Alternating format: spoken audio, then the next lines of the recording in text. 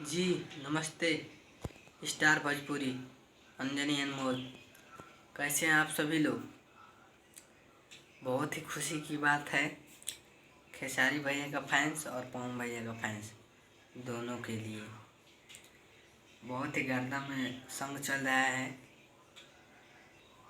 जो खेसारी भैया का भी है SRK म्यूजिक से और पवन भैया का भी है PRO फिल्म से।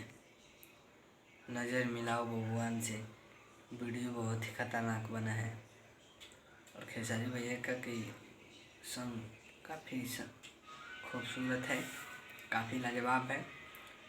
दोनों भाइयों को, दोनों भोजपुरी के सम्राटों को ऐसे ही तिरंगा लहरा रहा है और ऐसे ही लहराते रहें। दोनों भाइयों को प्यार दीजिए आप लोग दोनों भाइयों को, और बंटवारा नहीं करना है। बंटवारा किसी भी फैन से गुजारिश है कि प्लीज़ आप लोग बंटवारा ना करें, क्योंकि भोजपुरी के लिए पवन भैया भी बहुत कुछ किए हैं और खेसारी भैया भी बहुत कुछ किए हैं, रवि भैया भी किए हैं, मनोज तिवारी जी भी किए हैं, रितेश पांडे जी भी किए हैं। इसके लिए बंटवारा नहीं। भोजपुरी एक हम लोग का छोटी सी परिवार है और सब लोग को उसमें मिल करके रहना है। वीडियो को ज़्यादा से ज़्यादा शेयर करिए।